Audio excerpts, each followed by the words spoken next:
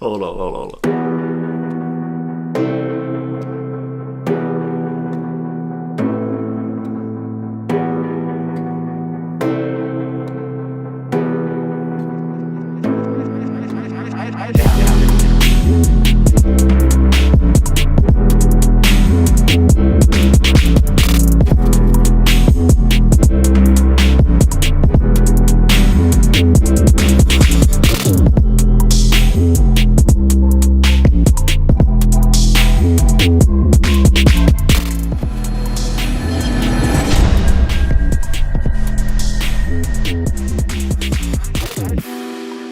Guys, so I get a lot of questions lately this week about the NFAC and should we be afraid?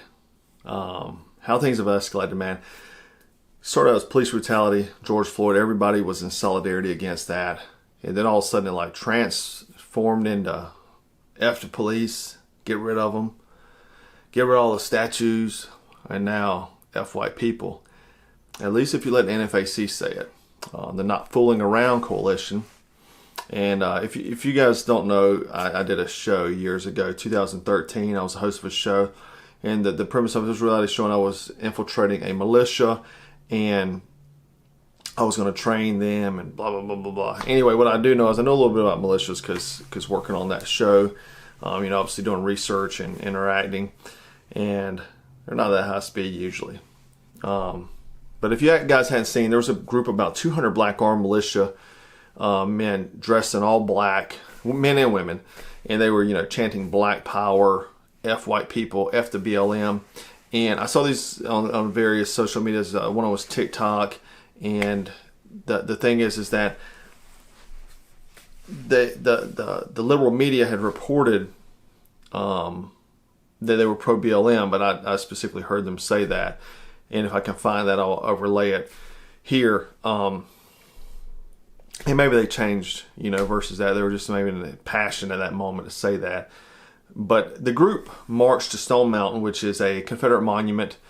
And in the early 1900s, the KKK had meetings there. They went there to there, and they got on a bullhorn and challenged all rednecks, they said. I mean, I know rednecks aren't racist, boogaloos, I guess they're calling out Matt Best because Matt Best wears Hawaiian shirts and he's talked about boogalooing before, so maybe they're calling out Matt Best too. I don't know, but many have stated that had stated that white guys were able to go to the Capitol buildings and do things like that with rifles, and they never gave an issue. And if a black person did that, they'd be killed. Well, we see that's not true. And, these guys that were coming before, the white guys with guns were going to the Capitol. They were actually going there to battle constitutional rights before Second Amendment. Recently, the lockdown orders. Never did I see any of them go there talking about they want all blacks or all, whatever, different race to meet them on the battlefield, because that's what the NFAC was doing. They were saying, come meet us on the battlefield. Y'all are scared, blah, blah, blah, blah, which is trying to entice that kind of drama. I've yet to hear anybody do anything that absurd until the NFAC. The KKK was a secret society started by former Confederate soldiers. They were made a terrorist organization in the 1960s. The funny thing is you'll see people say, or memes, why don't Donald Trump make the KKK a terrorist organization? Well, they had been since the 60s, long before him. But even though they're a terrorist organization, it doesn't mean they don't exist illegally and they don't meet. I remember when I was a kid, they were coming to my town for something not related to a racial issue. I forgot what the issue was, or maybe I didn't even really know because I was a child. But they were coming there because they were angry about something that happened in the town. And I remember I was scared. I was scared as hell, and I was a white kid, I was scared of the KKK coming there, Reportedly, the NFAC was a bunch of veterans, and I kind of giggled when I heard that, boasting about their abilities and their training. 10 guys from OEF, OIF could take out that group easily. They're walking in a parade formation. Anybody, even the Boy Scouts, know that you walk in a stagger column, right?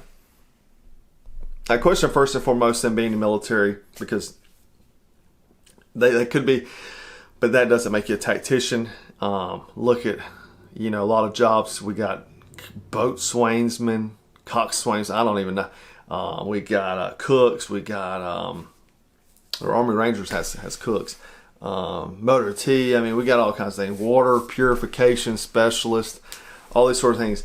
I remember when I was on ship, there was a Navy, I think a second class petty officer, and he asked to hold my rifle when I was leaving, actually on a bird to go off go to land, and he was like, "Can I hold your rifle?" And he said he'd been in the Navy 12 years and never held a firearm, so or shot one or whatever, and so like he was like so excited to hold my rifle, What about the one guy, I'll post a picture up, he had a 22 long rifle, AR-15 with a round lodged sideways into action, The other thing is they're wearing black, and I'm sure that was just sending a message because black is the color of targets. And the reason why they're the color of targets is because it's easily seen, And anybody who's serious and you're in the mountains of Georgia, you're going to have camouflage on, man, Don't think for a minute, though, that this racial tension is not being promoted by politicians to remove or oust Donald Trump. They are stoking the coals and use these tragedies to paint a narrative, and they're getting people really emotional. And I think they're going to regret what they're doing because it's going to cause a ripple effect. And I'll get that in a second.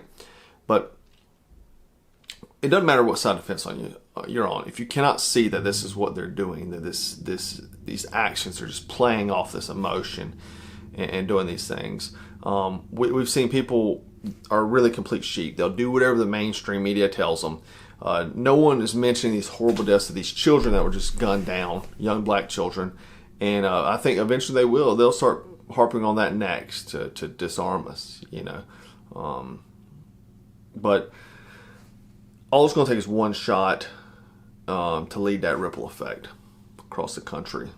Someone's going to fire a shot in one of these groups, and then it's going to be all out war.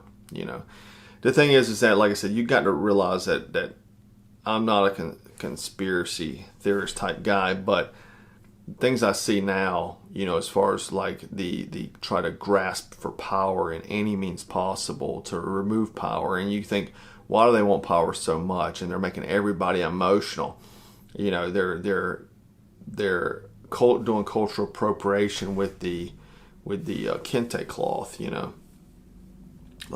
to try to get that thing. If you can't see that, and I had somebody say on a video the other day talking about this tattoo here, that this was cultural appropriation, because this was actually a cover-up tattoo. I had a horrible set of skulls around here, and I'm talking about killing people from my Marine Corps days on the back, and I wanted to cover that up because my kids. And this actually means amphibious warrior or ocean sea warrior in Polynesian, which is a Marine, obviously, because we call ourselves that. And so it's just something to cover up. It's like a claim that cultural appropriation and this and that, just nonsense. But people are very emotional about everything right now. Everybody's offended. Everybody's, ready to do something. So be careful, be ready, and know that things could pop off at any moment. That ripple effect could happen. All right, guys, so I hope you enjoyed this video.